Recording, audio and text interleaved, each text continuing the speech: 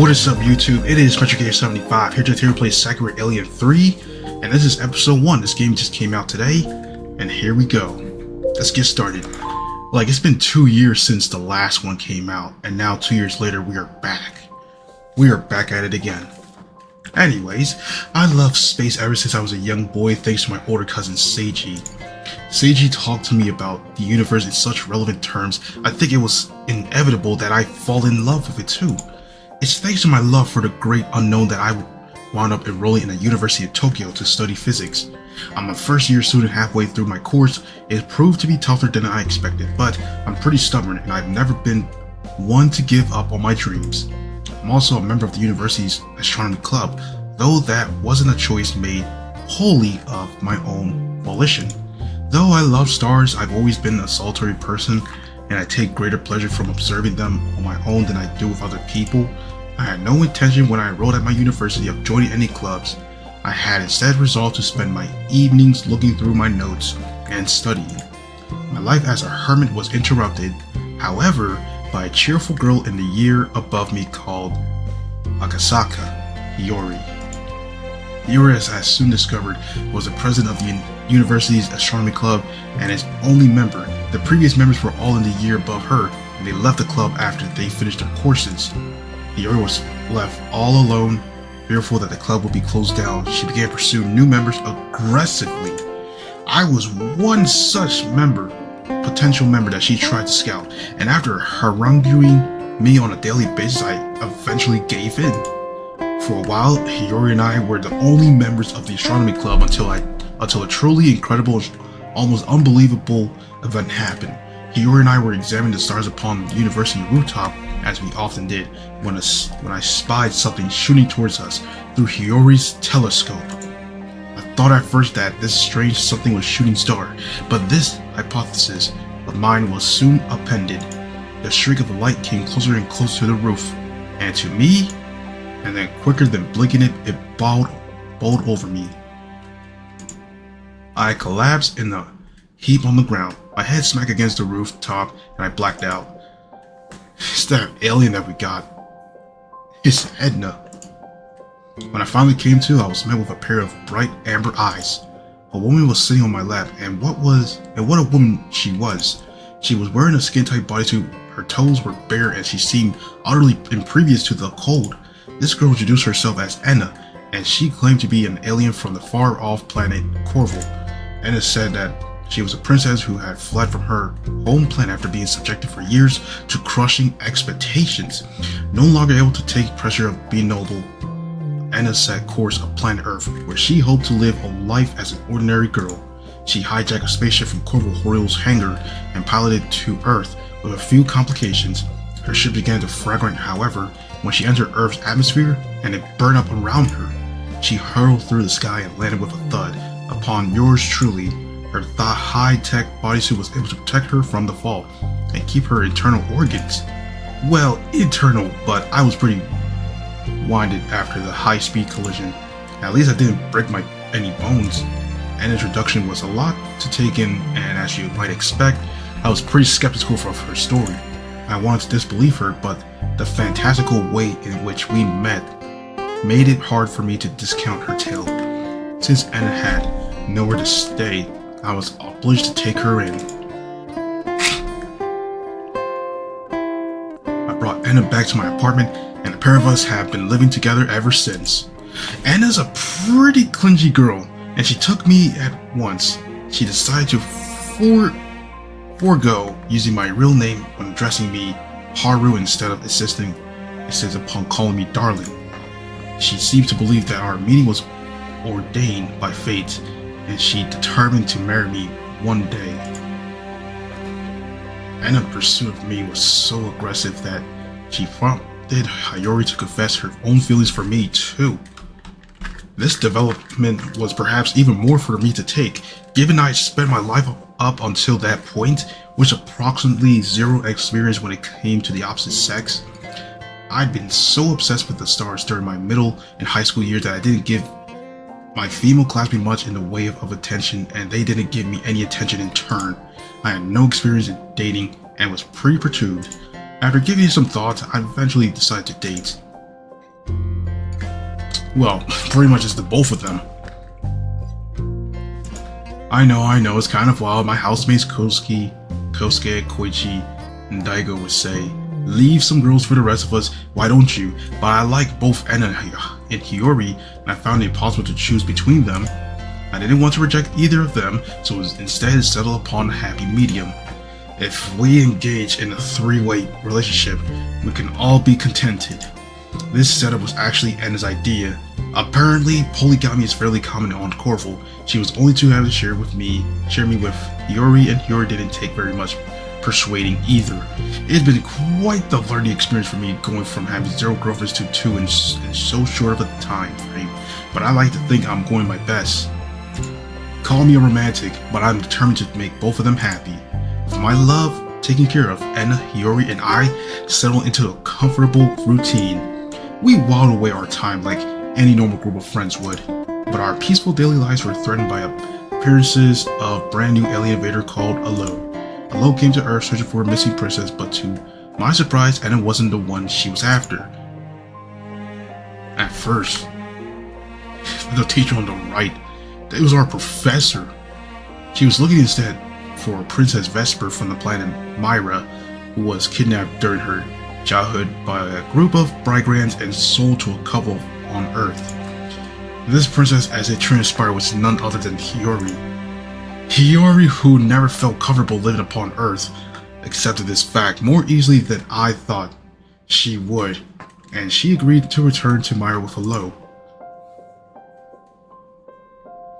It's been almost a month since then, and while the worst of the shock has worn away, I've not gotten used to Hiyori's absence. I can still talk to her, at least using Myra's advanced technology, but speaking to her through a hologram isn't quite the same as sitting with her in person. At least it's better than nothing though.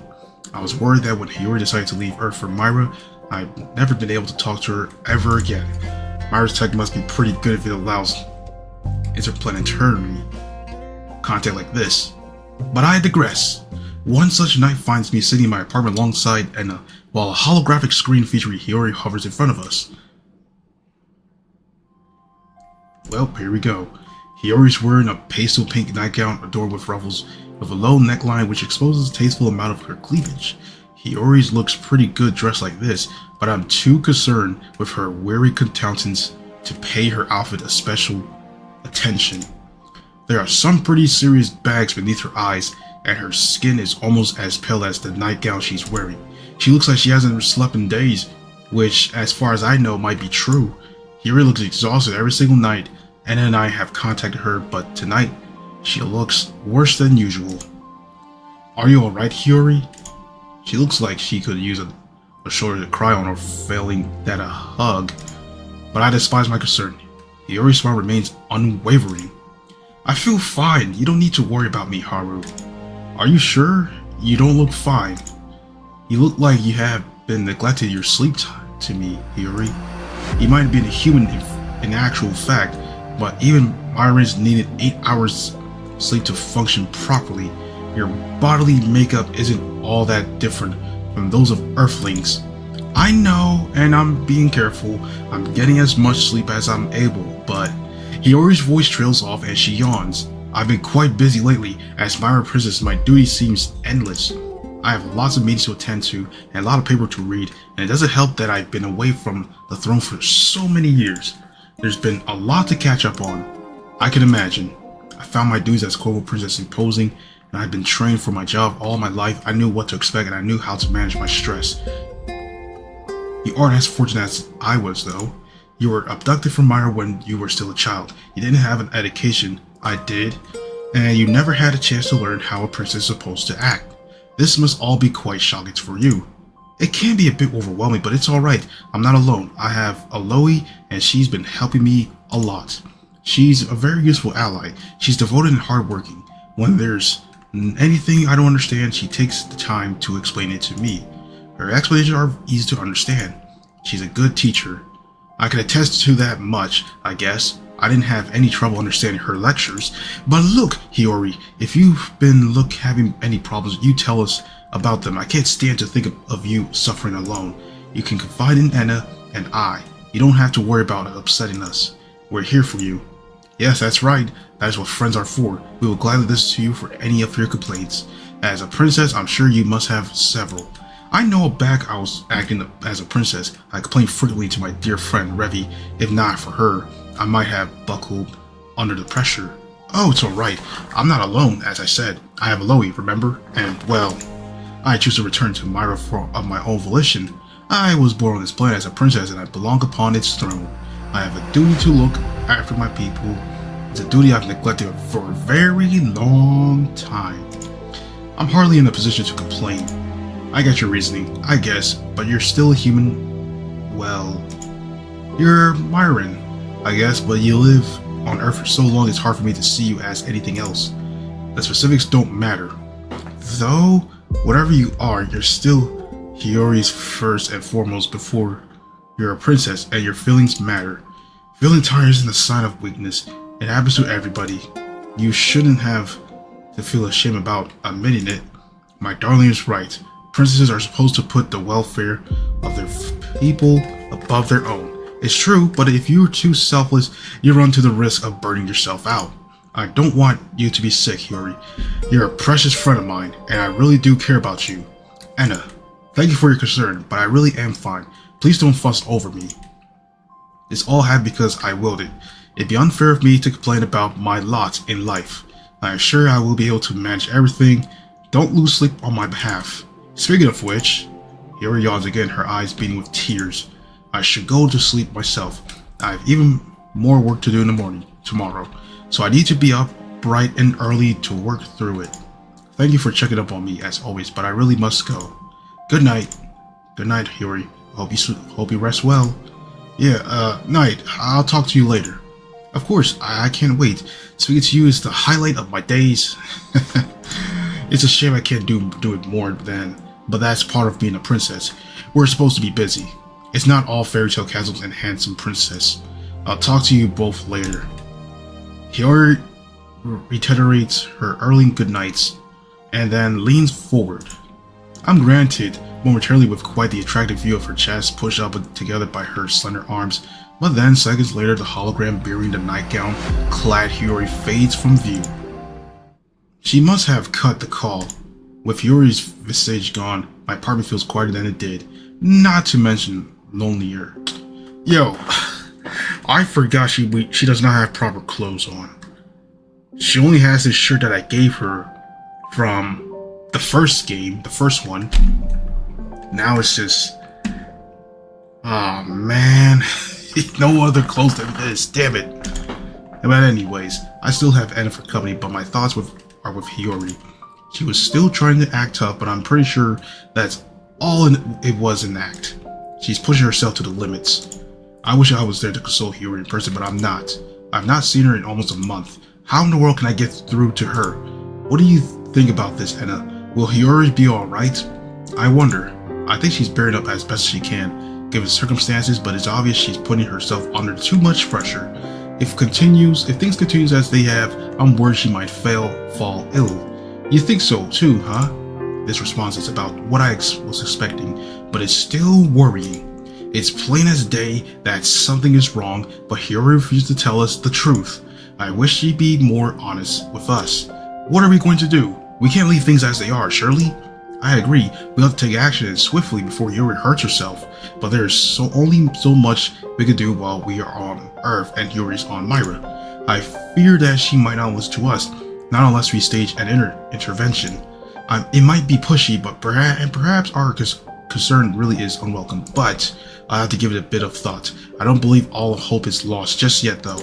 I'll think there's something we can do it after all. Really? I stare at Anna surprised. Do you think we'll be able to visit her? Well, maybe. I'm still uncertain, but it should be possible. That's a good idea, but I guess, but...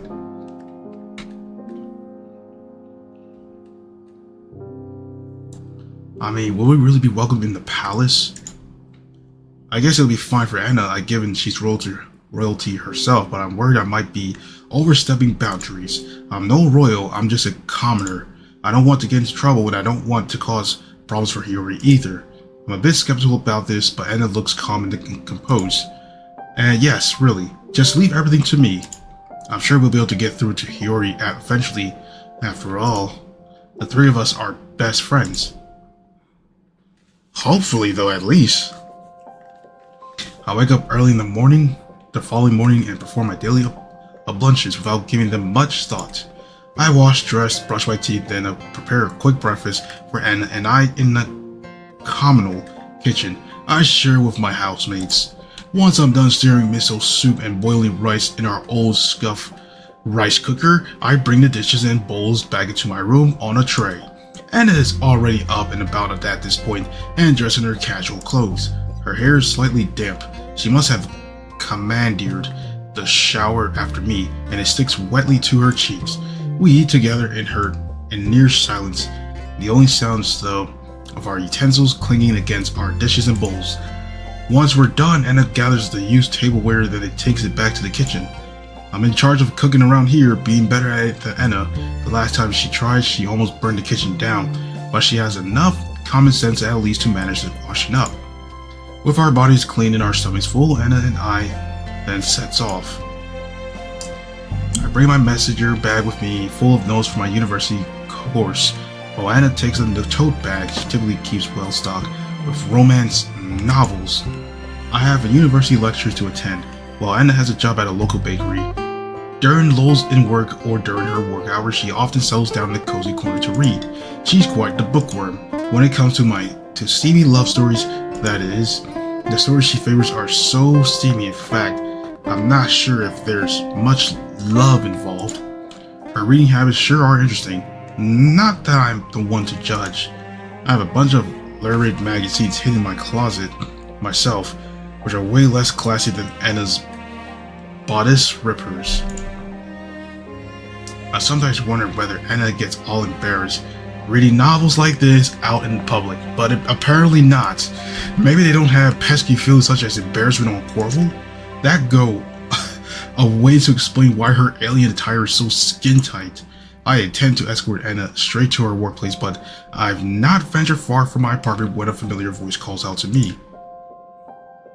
Hey, Haruha man, it feels like it's been an ages since I last talked to you. Oh, hey there, Koichi. One of my housemates, Koichi, is hanging about outside the apartment, bundled up in a winter coat. He has a cigarette pinched between his fingers and thumb, but it's burned down. Only a few whiffs of smoke escaping from its lit end. Koichi might be awake, but I don't see my other two housemates, Kosuke and Daiko, anywhere. I guess they're still in their room sleeping. Of my three housemates, I'm glad it was Koichi I ran into. He's by far and away the most reasonable of the three, Daiko having some anger issues, Kosuke being unable to go more than 5 minutes without complaining about his evil little sister and her superlicious machinations. Koichi's more easygoing, but he shares one thing in common with Daiko and Kosuke, namely his notable lack of a girlfriend. Like Daiko and Kosuke, he's prone to fit its envy, and he's glorying at me. Something awful when he first learned that Anna would be staying here. He's since mellowed out, however. I think he's come to appreciate Anna's company. He doesn't glare at me anymore, at least when he sees me hanging out with her, which is a relief. For a while, my apartment felt downright inhospitable, thanks to the disdainful looks I courted whenever I dare enter the kitchen. I know we're not supposed to let guests stay over and all. Well, for landlord's strict rules. But I don't think I deserve to be singled out quite as cruelly as I've been. Man, these guys, man, all of them in this house, bro. So, Koichi takes one last drag of his cigarette and lets it drop to the ground. He stubs it out beneath the heel of his boot and says, "How have you been holding up, huh? Are you alright?" "Oh yeah, I'm doing fine." "You sure?" "You might say you're fine, man, but I don't know. You've got this real vacant look about you lately, like, I don't know, your mind's somewhere else. You've been keeping to yourself a lot these last few weeks. Not that you've ever been all that talkative, I suppose. You've been even more taciturn than usual, though, which is saying something. This has got to be the first time you've spoken to me in like a week. Has it really been that long? Well, I don't know. I haven't been marking off the days off on the calendar, but It's probably been about that. Yeah, you've been acting distant ever since Agasaka up and vanished. The mention of Hiyori's name, her family name, at least, makes me tense. I thought I'd done a good job hiding my melancholy from all save Enna, but apparently not. I really must have been maudlin even if Koichi noticed. But then again, Koichi has always been fairly sharp. He's even more attentive than Daigo and Kosuke, that's for damn sure. Are you sure Akasaka moved away like you said? It seems pretty sudden, and it's a weird time of the year to do it. You two didn't get into a fight, did you? No, I'm not lying. Hiyori really did move away, and yes, it was very sudden. I didn't expect it either, but that's just how it shows. I can vouch for that. I was there with my darling when Hiyori said her goodbyes. It was quite the tragic occurrence. We both miss her a good deal. Yeah? Koichi raised an eyebrow. I figured as much. You've been drifting about like a goddamn ghost ever since she vanished. Haru, and as for you... Koichi glanced at Enna. I feel like you've lost some of your pep too. Do you really think so? Yeah, you're usually, I don't know, smilier, I guess, bubblier. Maybe I'm barking up the wrong tree here, but you two are both acting pretty down. I appreciate the concern, but I am not down. I am capable of standing up perfectly fine, as you can see. No, I didn't mean it like that. I mean more, you seem sad. Is that how it appears? To me, it is. Yeah, am I wrong? Well, I wonder. I have not felt happy, I suppose, since Hiyori vanished. She is a dear friend to me, and I cannot help but worry about her. I want to see her again. I think of this often. So often, in fact, I've been making mistakes at work. I can still smile, of course, but I would not wish to worry about with my petty concerns. But, she sighs. You're right, I am not truly happy. Being with my darling alleviates some of my hurts, but without Hiyori, I feel hollow. Damn, that's some heavy stuff. You two must have been close. Perhaps you are right. When you call it heavy, though there's no physical burden. Wait upon me. My heart does feel belligerent. I wonder why that is. Like, you've gotta ask. It's cause you miss Akasaka, right? You said as much yourself. She was a pretty big part of your lives. It must be hard to see her leave like she did. Heck, I hardly knew the girl and I miss her myself. The mornings just aren't the same without her. Clinging to you, Haru, she always used to. The winter's been feeling really cold since she left. You can say that again. I wish I could see her again too. A brief silence passes between the three of us. During the silence, Koichi reaches for another cigarette, his fingers fumbling in the cold. Eventually, he's able to extradite a cigarette from the carton in his pocket, though not without a degree of difficulty. He brings it to his lips, lights it, then takes a drag. Cigarette smoke wafts from Koichi's mouth, wan and pale, which mixes with my own air and Edna's. Koichi frowns and says, "Damn, I'm sorry to bring the mood down, you guys. I guess I should have asked. I hope I've not upset you too much." "Oh no, I'm not upset. I feel relieved, in fact, to have to talk about Hiyori. You have helped me set some of my thoughts in order, and you have helped me realize that I really do want to see her again. That I think is very important." "Yeah?" Koichi smiles. "I'm glad I was able to help, though I don't know if I said anything too profound. I'm no philosopher, but well, hang in there, you two. Akasaka might have moved away, but it's not like she's gone to a whole other planet or anything. Oh, if only he knew. You can still keep in contact with her, with like texts and stuff. I'm sure everything will all work out. Maybe. I mean, what do I know?" Koichi takes another drag of his cigarette, then shakes his head. "Man, this is so not like me. I must sound so corny.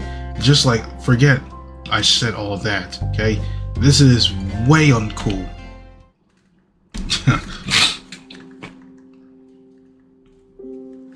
Edna and I say our goodbyes to Koichi, who was still hanging about outside our apartment, smoking and heads off. Edna and I just talk lightly as we walk about a myriad of topics, but the air between us feels a bit state. I think Koichi hit the nail on the head earlier. Things have felt strange ever since Hiyori left. Hiyori is a talkative, cheery girl whose enthusiasm can rival Anna's.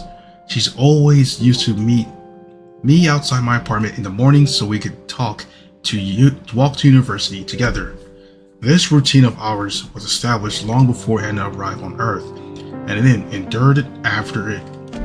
I grew accustomed over the weeks to spending time with both Hiyori and Anna. Now, in Hiyori's absence, it feels like a hole has opened up. I still have Anna, which I'm grateful for, but it feels like there are more spaces in our conversation now. If Hiyori were there wouldn't be any of these pauses. She filled up all the empty air with cheery anecdotes and silly jokes and laughter. Her easygoing nature, much like her homemade hot pot, kept me warm. So about this book I've been reading, Anna's voice draws me from my musings. I look at her, the wind tugging at my scarf when, oh! Anna's voice trails off. Her attention's been caught not on the book she's been reading. I bet she's wanted to talk about something lurid, but by a flash of movement, a few paces away at the base of a tree. Darling, look, isn't that kitty adorable? I follow the rest of Anna's finger. Sure enough, my eyes settle upon a large pair of liquid orbs that belong to a small fluffy feline. The cat pauses to see Anna and I, its tail twitching. It isn't wearing a collar about its neck, which makes me wonder if it strays. Unlike other strays, however, it looks sleek and well groomed. The cat doesn't try to escape even as Anna approaches it. Instead, it stays there, its head tilted questioningly to one side. Oh, you're so cute! Anna coos like all animal lovers do when they encounter something sweet, soft, and fluffy. She kneels down by the cat and reaches out, beaming.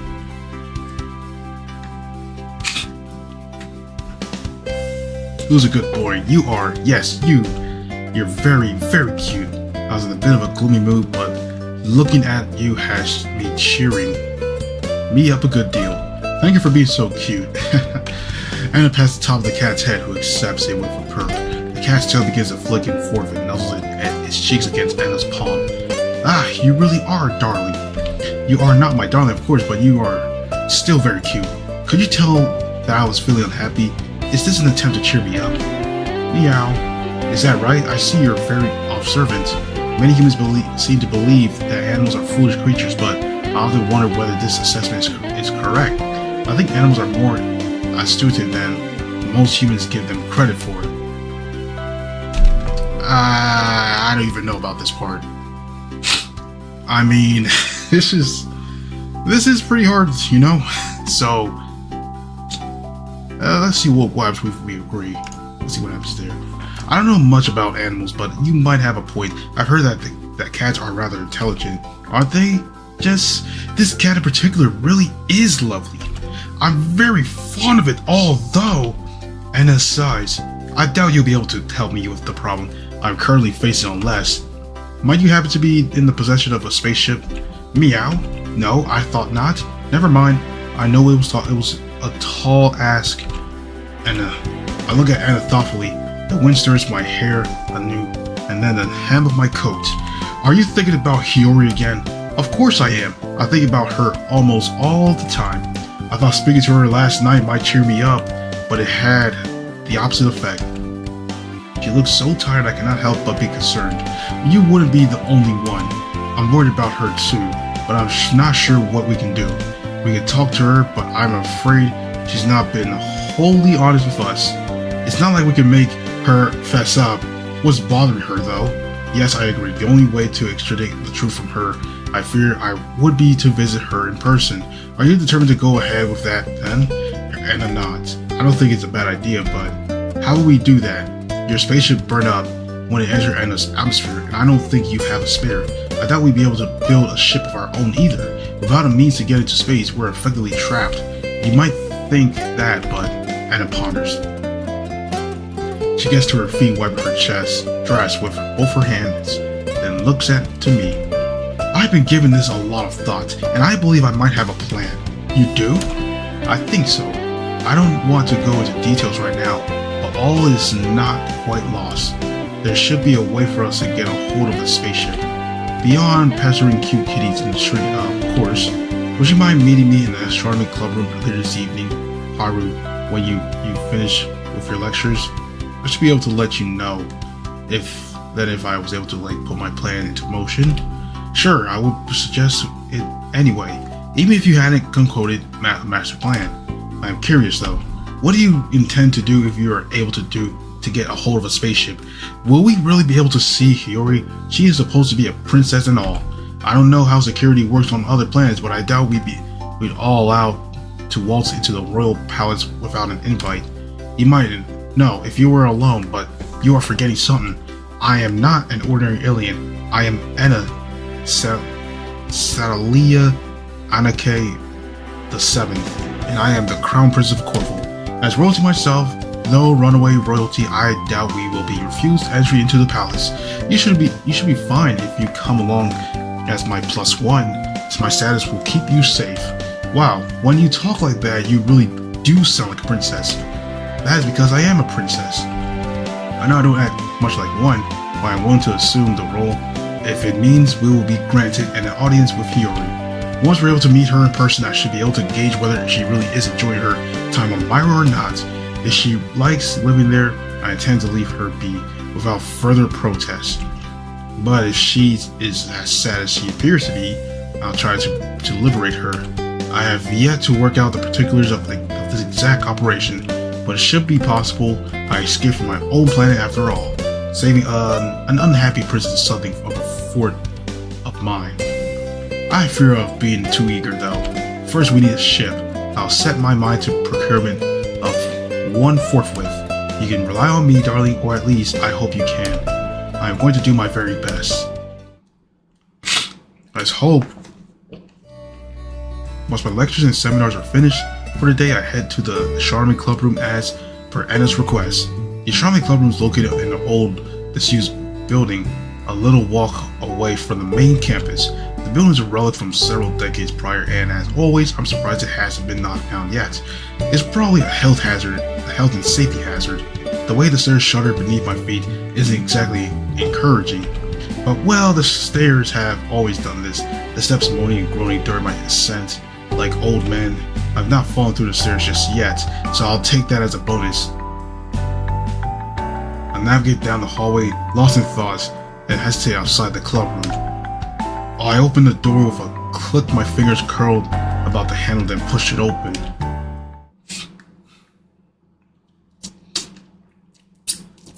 I step inside, meaning to greet Anna with a weary "how's your day?" but stop. I'm only able to get out the "how was" part. The latter half of the sentence, "your day," remains unspoken. Anna is in the club room, as I figured. Her shift at work must have ended a while back, but she isn't dressed in her usual clothes. She's wearing a skin-tight bodysuit, which looks like a little like something a superhero might wear, only it's a touch more high-tech. Her arms are clad in navy gloves, her legs in navy stockings, but her toes are bare. Now, this is a sight I didn't expect to see. "Oh, darling, it's good to see you. How was your day?" "It was fine. I can't complain, I guess." If I had any complaints, they've all evaporated after seeing Anna in that outfit. It doesn't leave very much to the imagination. I've grown so used to seeing Anna in her bulky winter clothes, I almost forgot just how well endowed she is. She looks great, though her unusual apparel does make me wonder. It's been a while since you wore that, hasn't it? I suppose it has, yes. I brought it to work with me this morning and changed as soon as I got here. Putting it on feels a bit nostalgic. I must say I prefer dressing as you humans do. I don't much want to stand out among you people, though I suppose they are my people now too. I love this plane, I love the time I spent on it. I don't want much to be reminded of my old life in Corvo or of my escape. This outfit is associated with a lot of unpleasant memories. I wouldn't be dressed like this if I had no other choice, but well, and it's just a white-collar witch loose about her neck. It was very important that I dig out this old outfit. I wouldn't be able to enact my plans without it. What plans? I tell you all about them, darling, but oh. And it looked like at the clock on the wall that clicks her tongue. It's past 1800. I had a busy day and the sun outside the window has already begun to sink. I'm afraid we might have enough time. or late as it is, we need to go onto the roof. Stat. And by the way of the time 1800, which is the military time, that time translates to 6 o'clock p.m. Late? I frown. What are we late for exactly? You'll see. There's somebody I want to introduce you to. Somebody very, very important. If anybody can help us see Hiyori again, I'm sure she can. Now let's go. There's no time, as you humans say, like the present. I allow Anna to lead me back out of the astronomy club room, though I've only been there a few minutes and up onto the roof. When we do arrive on the roof, the last vestiges of daylight has vanished. The moon hangs above my head, round and full like a pearl, and the velvety darkness of the night sky is speckled with stars. I look up at them. Cran Anna's arms still loop through my own. The breeze is cold and it creeps down the back of my sweater, so I shiver. It's so chilly tonight I can even see my breath as it escapes my mouth. At least I have Anna to help offset the worst of the icy air. Her body is warm, particularly her soft, voluptuous chest, which is pushed intimately against my arm. I wonder how she's bearing up in that skin-tight suit of hers. Surely she must be feeling the cold worse than I am. Heck, she's even barefoot. Are you alright, Anna?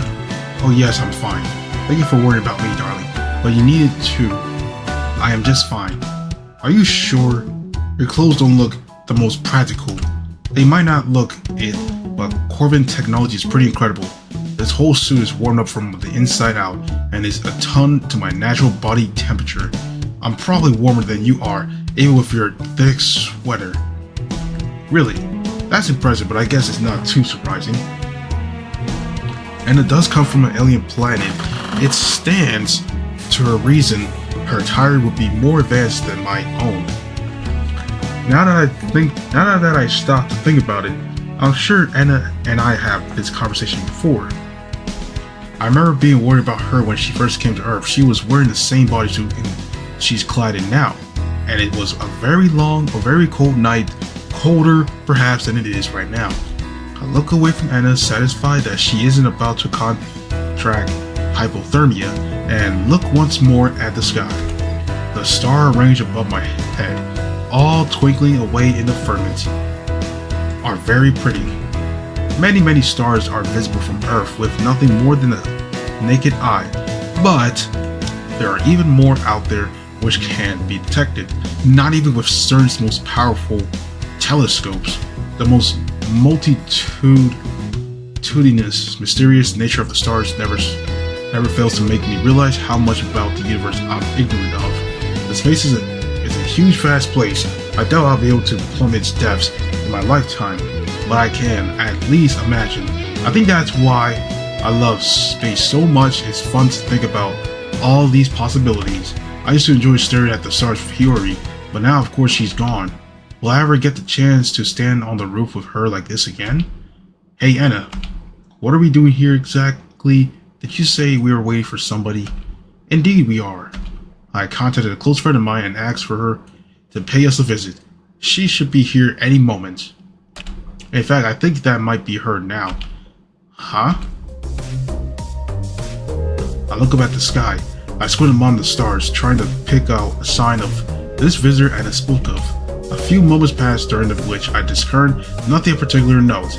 The stars continue to shimmer above my head in their fixed familiar positions, scattered about the milky moonlight. Nothing looks at all amiss. That's what I thought, at least, but... oh, I think I can see something now. They are over by the cluster of stars and is what appears to be a distortion. There's a burst of sunlight streaking across the sky like an asteroid. What could it be? I don't think a meteor shower was scheduled for tonight, rather than a falling piece of space debris. I think that white streak belongs to something rather more inorganic. It reminds me of the time I first met Anna, up here on this roof, while Hiyori and I were stargazing. I saw a streak of white light back then, too. A streak which grew brighter and bolder as it hurtled towards us. I survived to tell the tale, but will I survive this encounter? The streak of the light seems to be speeding up, not slowing down. It gets vaster and vaster, filling up my vision, and then... oof! I started back, winded up as something crashed into my stomach. Unfortunately, I was expecting the impact, and I don't kneel over like I did when Anna collided with me months ago. I'm able to maintain my footing, and in do so, I avoided the fate of smashing my skull against the concrete. But geez, it still hurts. I feel like I've been hit in the stomach with a cannonball. What's going on? My vision is blurred, all peppered with white spots. All I had to blink them away. Eventually, however, my eyes are able to focus, and when they do, I'm met with quite the enticing sight. I see a pair of bright blue eyes that seem to shine even more brightly than the stars above my head. These are fringed with the very long lashes and are set in soft heart-shaped face. Beneath these eyes is a snub nose and a mouth curled into the sheepiest smile. These delicately balanced features belong to a woman, one who is rather pretty. She seems to be in an age of Anna and I, in her late teens or perhaps her early 20s. Her skin is fair, her hair is an uncommon shade of blue, similar to her electric eyes, and she's clad in an outfit which could hardly be called normal. Her clothes are strange, even judging by alien standards, and top part of her attire is similar to Anna's, navy blue and skin tight with a silvery collar around her neck, but the lower half deviates pretty wild. Her suit splits at her waist into what appears to be a skirt, lined with pale pink frills, but there's a cutout at the front which reveals her thighs. Just what does that outfit of hers signify? It gives off a definite sci-fi vibes, but all the pink piping and the ribbon puts me in the mind of the Myriad Maid cafes in Akihabara. Not that I make a habit of frequenting those, of course. I've only been there a couple of times at Kosuke's request, I swear. In any event, this girl, despite her unusual choice in clothing, really is cute. Her bright blue eyes are the real standout, but her wide smile has plenty of appeal on its own. Her body too is nothing to sneeze at. Her chest is awfully large, a fact I'm only too aware of given it's pushing up against my own. I've only just met her, but she's embracing me like a long-lost lover. Wow, I'm so lucky. This is pretty awkward, but... wow, I'm so lucky. I feel pretty fortunate to have yet another girl in a skin-tight outfit fawning over me. I enjoy the attention, though I am curious about this girl's identity. Just who is she anyway? Hello there, it's nice to meet you. Would you mind telling me your... Oh yes, it is great to meet you too. I've been looking forward to making your acquaintance. That's an interesting laugh. Anna told me a bunch about you, and I was really looking forward to meeting you. That's why I flew over here at like this top speed. It usually takes a couple of years of your earthling days to reach this planet from Corvo, but I was going as fast as I possibly could. I really put the pedal to the metal. It's a good thing I'm such a good pilot, else I probably would have collided into an asteroid or two. Now that really would be a disaster. Definitely would be. And you could crash into me too, like what the heck? I would never have been able to meet you, Haru. Here, the unfamiliar girl unwinds herself from me. Finally I could breathe again. And glances at Anna. And I never would have met you again either, Anna. Now that would be too sad. I miss you a lot. You know, ever since you left Corvo, it's been no fun at all without you around to talk to. All the other maids at the palace are so dry and stuffy, and none of the other roles will deign to talk to me. They're all so obsessed with etiquette and manners, especially that awful Stella. The girl wrinkles her nose. It's totally boring. I've not known this girl very long, but her deluge of words has given me some insight into her history. It sounds like she was at a maid Anna's palace. That explains her strange outfit, but given the friendly, overfamiliar way she's addressing Anna, their relationship doesn't seem to be that of a servant and her mistress. They must be friends. I guess that would make her... Oh, Revi, it's so good to see you. I miss you a lot too. I guess I'm glad to hear that. But I hope you haven't been missing me too much. I'd hate to cast a cloudy pall on your time spent on Earth. I know you've wanted to move here for like the longest of times, You've been a massive fan of Earth for years and years. I'm very glad you were finally able to escape from the royal palace and embark on a brand new life. You should be thinking of your brand new future, not the past, and of your boy toy here. Boy toy? Is he talking about me? Calling me a whole boy toy? Bro, what? I've half a mind to correct Revy on that score. I'm not Enna's toy, but Revy lets me into the ribs before I can, effectively winding me anew. For such a small, slight girl, she's awfully strong. Oof. I think she might have cracked a rib or two there. Don't mope about me after me, and it's like not worth it. I miss you, yeah, but I've been happier knowing you've been enjoying yourself to the fullest rather than thinking about little old me. As the humans don't cry for me, Argentina. Huh? Now that is a pretty dated reference. It's not at all something I expect an alien from another planet to come out with. I doubt most of my classmates at university who are genuine Earthlings would get that. I only recognize it in myself because my mother's a pretty big fan of musical theater. But I digress. Oh, you don't need to worry about that. While I miss you, I have not spent every waking hour dwelling upon you. I've been spending the last few months acclimating in my new surroundings, you see. The culture on this planet is very different from that on Corval. There's been a lot of them for me to get used to, but it's been awfully rewarding. I'm very, very happy that I came here, and I'm happy that I met you, my darling, too. So, has your life on Earth lived up all your lofty expectations? It has exceeded them. This planet is more fun than I even could imagine. Wow, that's pretty high praise. Maybe I should try spending some time on this planet myself to see what makes the locals tick. I'd love to look around some of the sites too. I think it'd be even more fun if I could experience this place with you, Anna. Revy titters. And with your boy toy, of course. He's very handsome for a human. Revy nudges me in the ribs again, which makes me sputter despite her slender arms. Despite she poured all of her points into strength, that's the only explanation for her physical prowess. I bet if Revy and I were to arm wrestle, she'd beat in seconds. No, milliseconds. I'm glad you like me, I guess, but what exactly are you doing here, Miss, Revy? You're calling me Miss, are you? That's very sweet, but don't worry about the formalities. I'm not a princess like Anna, I'm just a maid. My full name is Revy Thea Garland, but plain old Revy is fine with me. I don't think there's much anything at all plain about you, Revy. You're certainly not old. You look just as I remembered you. Well, thanks. I say the same about you, Anna, but I think you're a little different than you were back on Corval. Even if you are as beautiful as always. Do you think so? Yeah, you look a lot happier now. Life on Earth must suit you.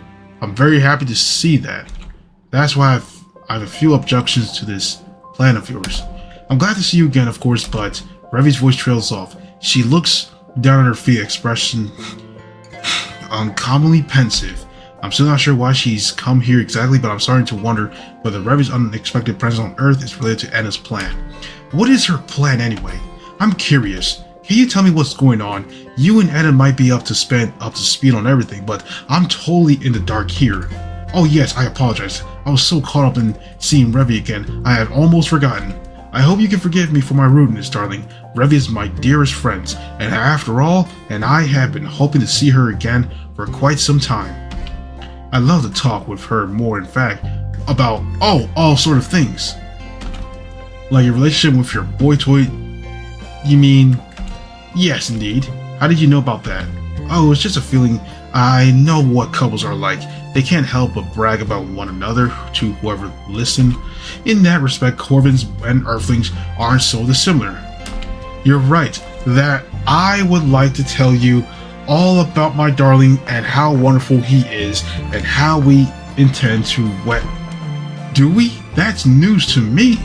I'm pretty sure I explicitly forbade any talk of us trying not, despite Anna's insistence. As always, that girl is living her own world. But there are more important things at hand, sadly. I called Revi here, darling, using the comms device in my suit. I spoke to her during my lunch break at work a few hours ago. I asked her to whether she would mind paying a visit to Earth so we could help us, which she agreed to. That was the first time I talked to Revi since my fight for Corvo.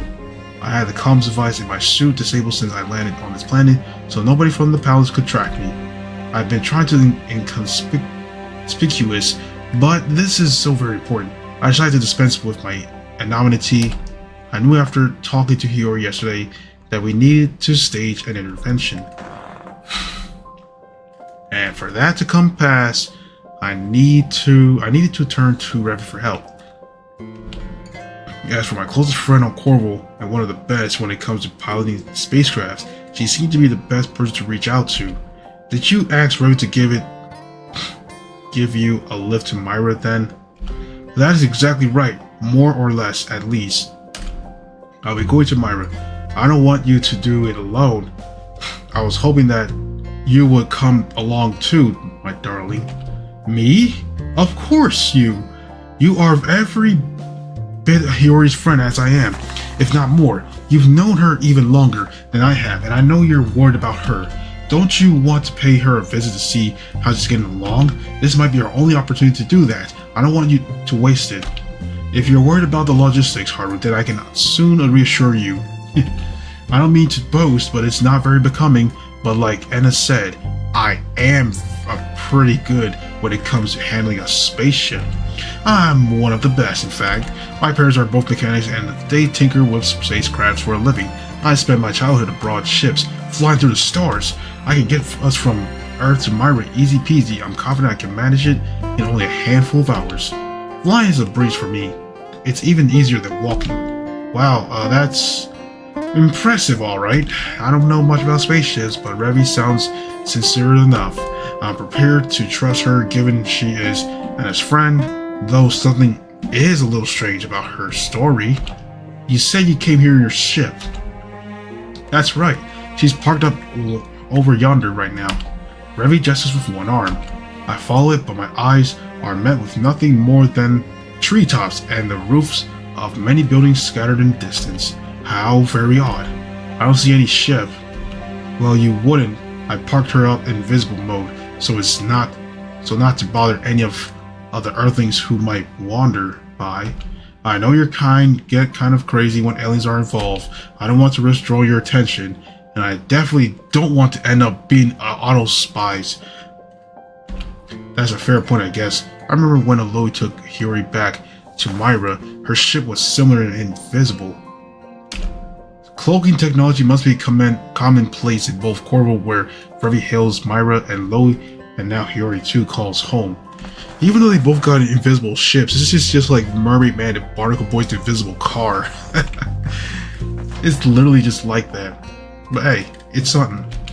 So what do you say? Do you want to come with me on my ship for a wild ride?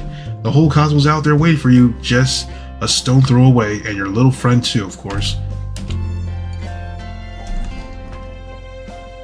And I inhale a crisp mouth full of night air, then exhales once more. This is all so sudden.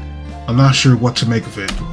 I dream about going to space ever since I was a young child, and CG first took me on a camping trip to see the stars.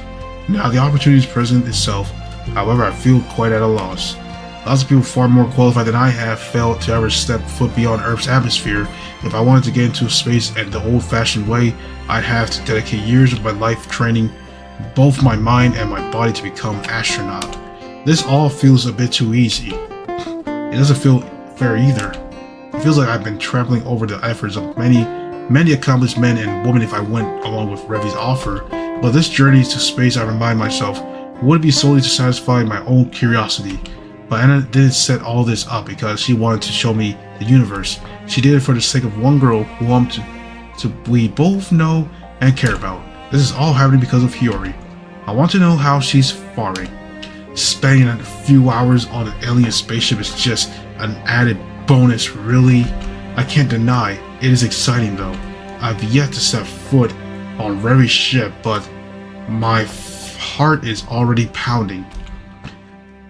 I feel just like a little boy. Anticipating anxiety curling with me coiling together like serpents as I open my mouth to say, "Alright, I'll come with you. I want to go into space and I want to see Hiyori again. I'll do anything for her." That's the spirit, man. Let's go.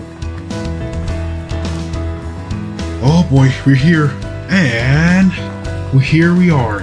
Step right up, ladies and gentlemen, to take a gander at my pride and joy. My ship is columinous many hours of modding, and I couldn't be happier with her.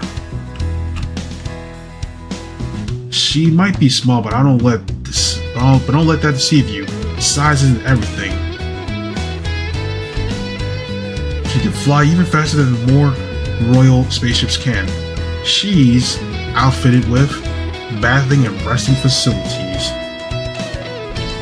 You can live in this baby if you so desired and you want for nothing. I made sure to factor in every single desire a person might possibly possess when planning out my ship.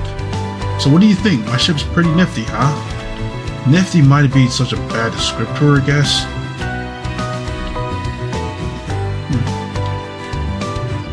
I look at my newfound surroundings, my eyes wide and with a childlike eye.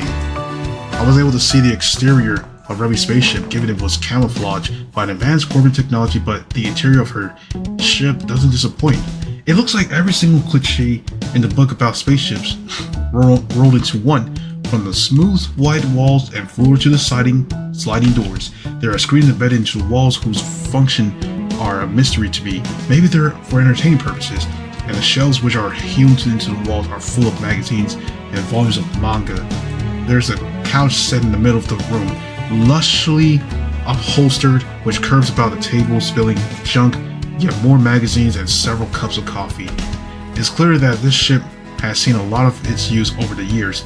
It looks well lived in. The white walls and the floors aren't exactly spotless, but that makes it all the more impressive. There's just no diorama, nor an image painted for an artist's imagination. It's real genuine. A spaceship owned and maintained by an actual alien. It's a practical ship in which its passengers can eat, sleep, and relax, all while journeying through the stars. It's pretty much just a whole luxury ship that she made. Well, her family all together and all that. But this is incredible. I feel like I've wandered on a movie set. I feel like I did like a young boy when I first looked through CG's telescope on our camping trip and was made aware of space infinite blur. I never knew the world was so full of possibilities. My eyes have been opened. Revi's ship has revitalized me. Hey Haru, Earth to Haru, pay attention to me. Oof, I'm drawn from my reverie at long last, but my sharp pain that drills into my ribcage. Revi must have elbowed me again. That hurts, damn it. For such a slender, willowy limbo girl, she's even more stronger than an ox. Hey Revi, what was that for? I was trying to get your attention, but you were lost in La La Land. I must have called your name like 5 times already. You did? She did. You were too busy staring at her ship to pay her any attention, though. You are looking around quite intently, with such a serious expression. Why is it almost enough to give me the shivers? Same here. You were looking real serious back then. Oh, sorry. I've never been in a ship like this before, so I guess I was a bit overwhelmed. That was fine, but you should be a bit more considerate in the future. If you keep staring at my ship that hard, you'll make her shine. What are you talking about? It's just a spaceship. This ship's more than just a spaceship to me. She's my pride and joy. She was a gift from Revi's papa for her birthday, and she treasures it. Yes, indeed, you get it, Anna. But you're my best friend in all the galaxy. I adore this ship, and so I think you do too, Haru. You've been glopping at her like you mean to strip her down to component parts. Oh my, how delicious. Don't tell me you want to do inappropriate things to Revi's ship, darling. That would be a big no-no even for an advocate of polygon like me. What? Bro, why do you think I'm gonna have sex with the whole ship itself? What the hell? I could accept if you fell in love with Revy, but falling in love with her ship is a step too far. What are you talking about? Like, what are you blabbing on about? Like, what are they yapping about? Like, come on. I sigh. I'm not in love with Revy's ship. It's interesting. Like, can you blame me for looking around? Well, alright, whatever you say. Revy giggles. She doesn't sound like she believes me, but she seems willing to let the topic drop for now at least.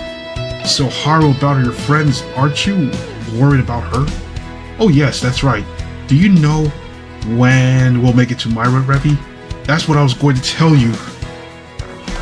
I think you'll be pleased to know that I've already set a course for Myra. My ship can travel at crazy fast speeds. I modded her engines and installed a bunch of extra thrusters, so we should be there in a double quick time. And how quick is that exactly?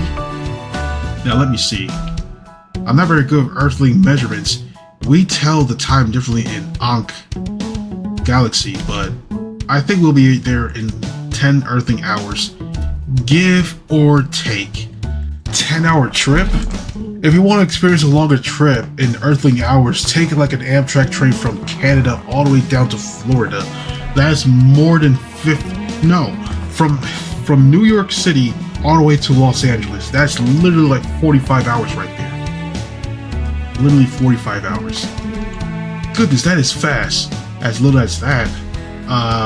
It's amazing, isn't it? A lesser ship would take much longer. It might even take a week, but you've nothing to worry about when you're flying with the super incredible, super capable Revy.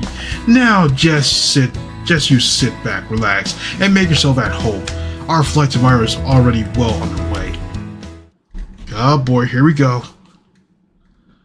I thought when I first stepped aboard Revy's spaceship that its captain would be spent the majority of the journey sitting at the control panel mapping out our course through the stars, but as it transpires... Hey there, Haru, how you're holding up? Do you think you could go for a snack? I've got a delicious space sundae here with your name on it. What the... Revy isn't at the control panel as I thought, but instead of standing before me, holding a platter in one hand. On the platter rests a fluted glass filled with the brim, with what appears to be an ice cream. Said ice cream sundae, did Revy call it space sundae, is garnished with chopped strawberries. This sundae looks pretty normal as far as sundaes go. It wouldn't look at all out of place served by a smiley maid in a maid cafe, which I feel compelled to restate isn't the sort of place I would visit of my own volition. I swear. I don't have a fetish for maids, and I don't get any real rush out of being called master, no more at least than the average guy would. That's all on Kosuke. Being served on the sundae on the spaceship by grinning maid clad in a more or less skin-tight spacesuit is quite novel, however. I can't say I've never experienced anything like this before. Did you make that for me? That's right, I figured you could use it to pick me up after being seated nice and tight on my spaceship for a couple of hours. Wow, that was very nice of you. But don't you have a ship to pilot? I wouldn't want to get in your way. It's fine, I set this ship to autopilot. It can steer itself for an hour or two. We're flying through a pretty smooth patch of galaxy at the moment, so there shouldn't be any need for any input. And if we do happen upon a stray asteroid, the ship's automatic defenses should take care of it. Wow, really? That's convenient. I know, right? I love flying, but the back and forth between various planets is kind of tedious, especially during quiet stints like this. I'd rather use my time more efficiently. By making me an ice cream sundae, you mean? Exactly. Space travel is exhausting work, you know, even when you're doing nothing other than sitting. I bet hurtling about in hyperspace is doing real numbers on you, Haru. You feel tired, right? I guess you're right. I was focused on the view of the space from the window that is hardly registered, but now Revy mentions it. My body does feel pretty heavy. I lift one of my arm, which all of a sudden feels leaden, and massage the back of my neck. I whiz as I work out the kinks in my muscles and say, so is that space sundae meant to restore my energy? That's the general idea. Sugar's pretty good for combating space sickness. Make sure you eat the whole thing. and it would never forgive me if I let her darling boy toy collapse.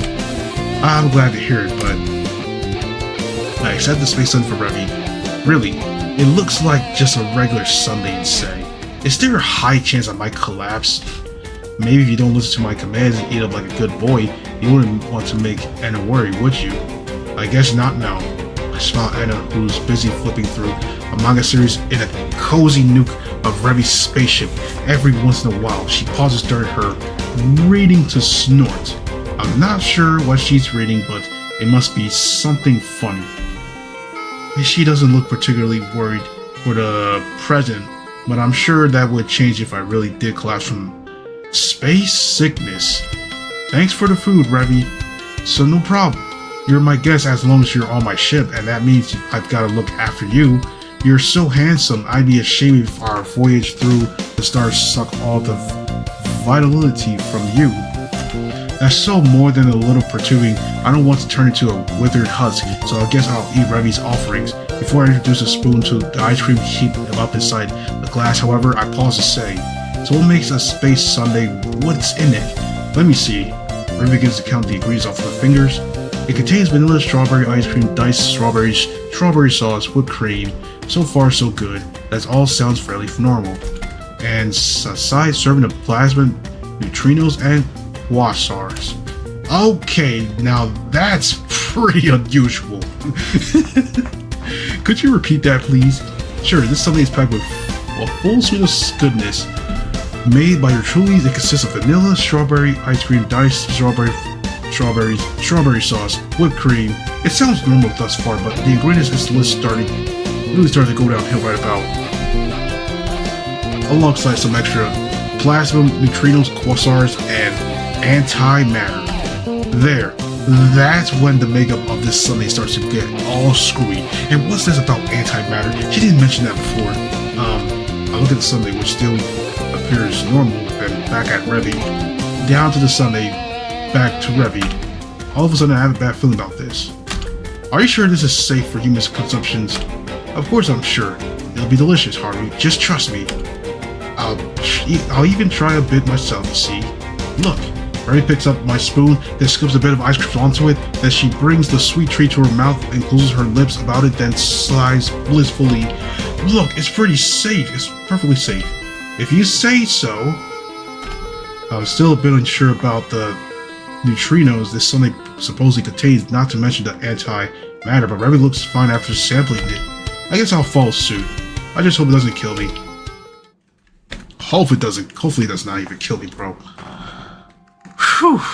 I consume my space sundae complete with neutrinos and dark matter under Revy's watchful gaze. Yep, she's watching us eating that stuff really well. Anyways, that is the end of today's video of part 1 today, everyone. Hope you guys liked this first start of Sakura Alien 3, and I'll see you guys in the next one.